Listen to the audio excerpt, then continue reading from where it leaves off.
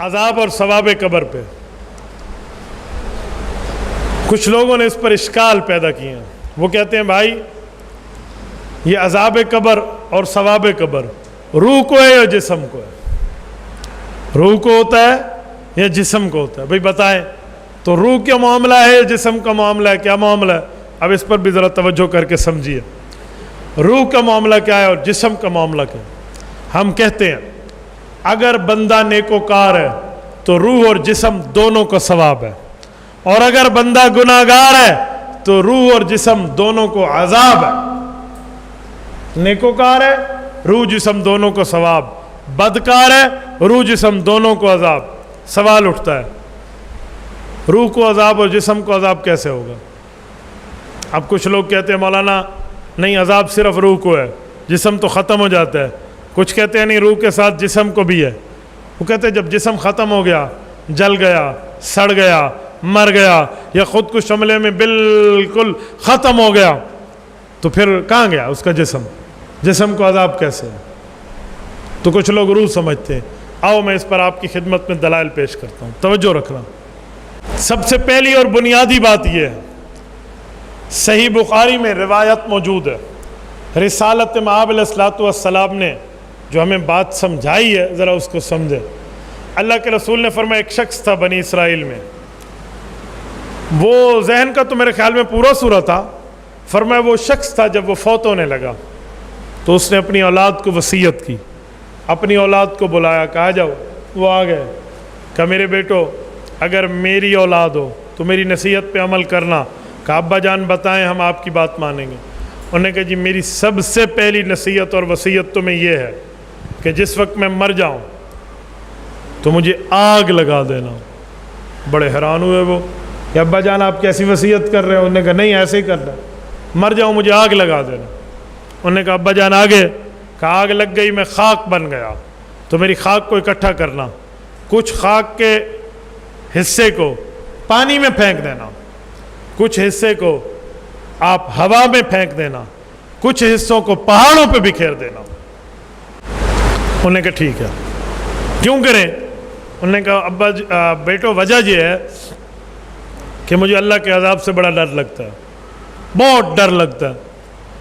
اگر اللہ نے میرے اوپر قدرت سے قابو کر لیا نا تو پھر اللہ مجھے ایسا عذاب دے گا جو کائنات میں کسی کو نہیں دیتا، ورنہ تو میرا جسم ختم ہے، مجھے کوئی عذاب نہیں ہوگا. یہ اسی کا نظریہ تھا.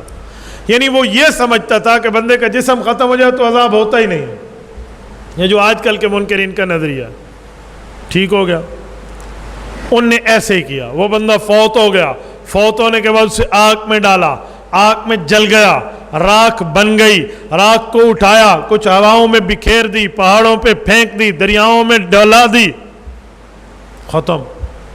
حضور پاک علیہ السلام نے فرمایا صحیح بخاری میں کہ جب یہ سب کچھ ہوا اور بندے تو اپنے کام سے فارغ ہوئے تو رب کریم نے اس کو اپنے سامنے کھڑا کرنے کے لیے آگ کو حکم کیا خاک واپس کر، پانی کو حکم کیا اس کے جسم کے حصے واپس کر، ہوا اور پہاڑوں کو حکم کیا جمع کرو اس کے جسم کو.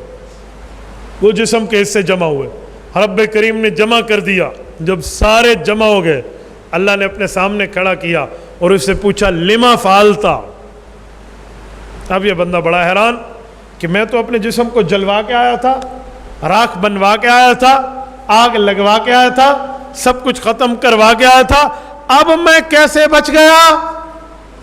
بہت حیران. تو اللہ نے ادھر سے پوچھ لیا ایسا کیوں کیا؟ لما فعلتا ھذا، کیوں کیا ایسا؟ اس بندے نے ایک ہی جواب دیا، کہا من خشیتک، کہا اللہ مجھے ڈر لگتا تھا، میں نے تیرے ڈر کی خاطر ایسے کیا. یعنی اس بندے کا دماغ اتنا تھا کہ اللہ جسم اللہ کے سامنے ختم ہو جائے تو عذاب نہیں ملتا، وہ دماغ اتنا تھا. تو جب اس نے سچ سچ بتایا کہ اللہ تیرے ڈر کے لیے کیا، میرا عقیدہ بد نہیں تھا، تو رب نے حضور نے فرمایا فغفر اللہ نے اسے بخش دی. بخشا کیوں؟ آخرت میں سوال عقل کے مطابق ہوگا، جیسا عقل ویسا سوال، جتنا زیادہ عقل اتنا زیادہ سخت سوال.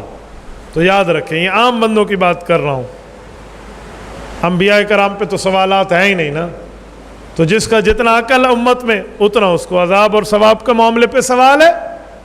میں مثال دے رہا ہوں، ایک بندہ عقل مند ہے تو اس سے عقل کے مطابق سوال ہے. ایک بندہ بے عقل ہے, اس کو عطا پتہ ہی کچھ نہیں ہے, اس سے پوچھا جائے گا سفید کسے کہتے ہیں, جی اس کو کہتے ہیں, کالا کسے کہتے ہیں, جی اس کو کہتے ہیں, چل جا بخشا گیا. تو عقل کے مطابق سوال ہے نا. کسی سے پوچھا جائے گا 2 اور 2, وہ کہے گا 4 ہوتے ہیں. تو کسی پاگل نے کہتے ہیں 2 اور 2 5 ہوتے ہیں, تو پھر بھی بخشا جائے گا وہ. تو سوال تو عقل کے مطابق ہی ہونا ہے نا. تو اس کا عقل ہی اتنا تھا تو اس لیے اس کو بخش دیا گیا. لیکن اس حدیث پاک سے ایک بات سمجھ آئی ہے, ایک نظریہ سمجھ آیا ہے. وہ کیا ہے؟ وہ یہ ہے کہ عذاب اور ثواب کا تعلق جسم سے ہے, تبھی تو رب نے اکٹھا فرمایا. اگر یہ ایسا نہ ہوتا تو اللہ تعالیٰ اس کو اکٹھا فرماتے نہ فرماتے, بات فائنل ہو جاتی. تو اب کیا ضرورت تھی اس کو اکٹھا کرنے کی؟ تو عذاب اور ثواب کا تعلق جسم سے. میرے دوستو, حدیث پاک کی اس بات کے بعد میں ایک جملہ مزید کہتا ہوں عقل کے طور پہ سمجھانے کے لیے, کہ روح اور جسم دونوں کو گناہ میں اگر شرکت ملی ہے تو عذاب میں بھی شرکت ملنی چاہیے. نیکی میں روح اور جسم دونوں شریک ہے تو ثواب میں بھی روح اور جسم دونوں کو شریک ہونا چاہیے. مثلا ایک آدمی نے نماز پڑھی ہے, روزہ رکھا ہے, حج کیا ہے, زکوٰۃ دی ہے, عمرہ کیا ہے, روح اور جسم دونوں نے کیا ہے نا. روح کی طاقت سے جسم نے کیا ہے, تو پھر ثواب میں بھی روح اور جسم دونوں کو مزہ ملنا چاہیے. اور اگر یہ بندہ گناہگار ہے, زنا کرتا ہے, اللہ محفوظ رکھے, کوئی غلطی کرتا ہے, کوئی گناہ کرتا ہے, کوئی خطا کرتا ہے, تو روح اور جسم دونوں نے بری لذت حاصل کی ہے نا, تو عذاب بھی دونوں کو ہوگا. عجیب وہ کیسے؟ اب سنیں میں جو جملہ کہنے لگا ہوں, عذاب کیسے دونوں کو ہوگا. میں نے کہا سمجھو, جب جرم میں دونوں شریک ہیں تو سزا میں بھی دونوں شریک ہیں. میں محدث جلیل علامہ انور شاہ کاشمیری رحمہ اللہ کا ایک پیش کردہ مثال کا ٹکڑا پیش کر رہا ہوں, اب توجہ رکھنا میری طرف. کا ایک شخص ہے لیکن آنکھوں سے اندھا ہے. اس کے دل میں خیال پیدا ہوا کہ مجھے تو بڑی اچھی خوشبو آ رہی ہے. کس چیز کی ہے؟ وہ قریب بیٹھا ہوا ایک جگہ سونگھ رہا ہے, تو اس نے کہا آم کی خوشبو ہے میرے خیال میں, آم پکے ہوئے لگتے ہیں, باغ کے قریب یہ اندھا بیٹھا ہے.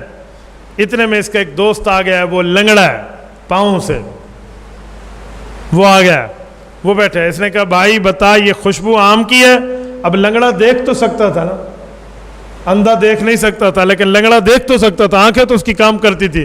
انہوں نے کہا جی ہاں بابا, یہ آم سامنے بڑے زبردست پیلے پیلے بہترین معجبین دل نشین حسین آم پکے ہوئے ہیں, واہ واہ ہے ان آموں کی, دیکھو چونسے کے آم بڑے زبردست ہیں, یہ اسی کی بہترین خوشبو ہے. تو اندھے کے دل میں لڈو پھوٹنے لگے. اس کے دل میں چوری کے خیالات آئے کہ میں چوری کر کے کھا لوں.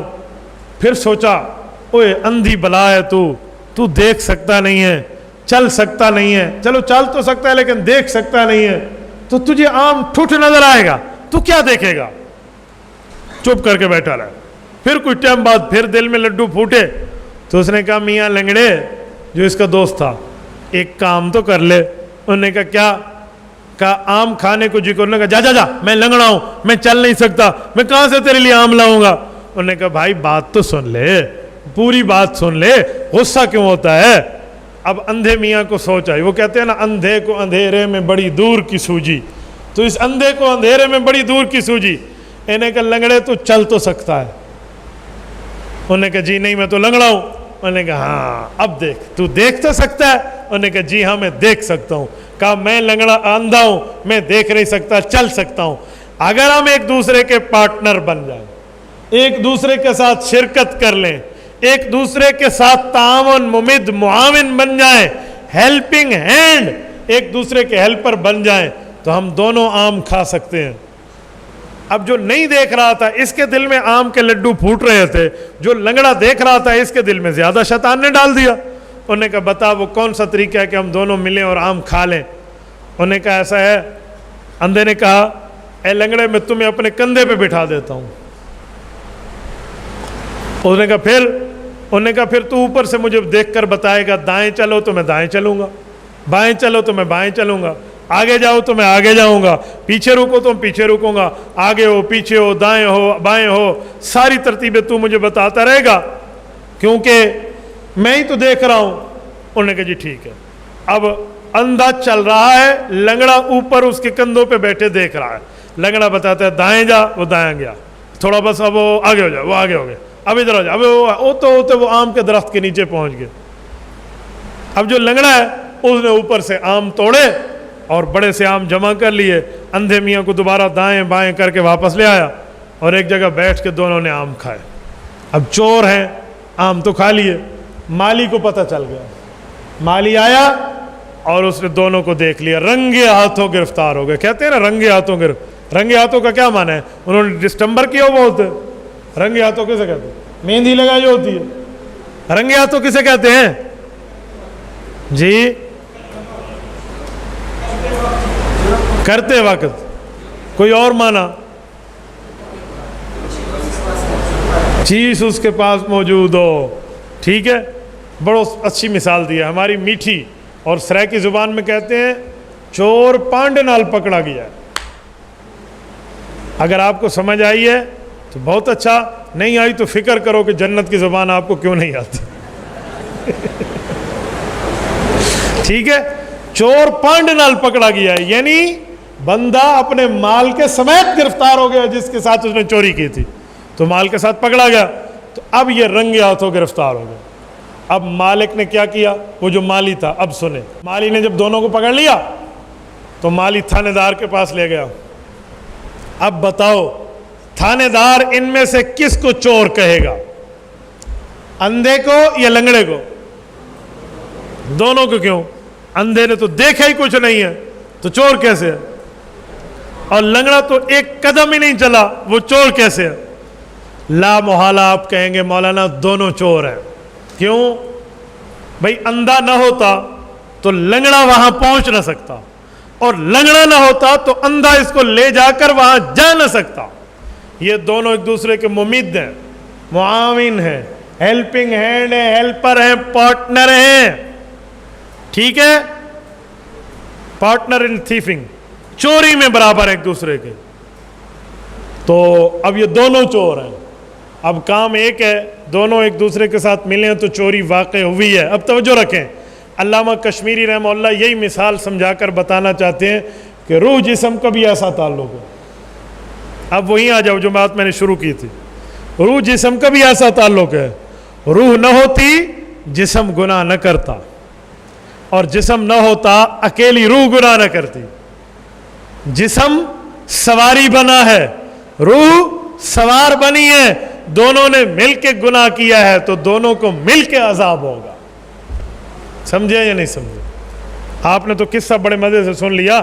میں قصہ نہیں سنانے لگا تھا, میں یہ نہیں بھی قصہ ولی تو مار گیا پاولی, وہی میں نہیں سنا رہا. میں آپ کو واقعہ سنا, اسی لیے بنیاد پہ رہا ہوں تاکہ میں آپ کو ایک بات کے مطلب کی تہ تک لے جاؤں کہ روح اور جسم دونوں کو عذاب ہوگا, تو آپ عقل کے ذریعے بھی سمجھا سکتے ہیں.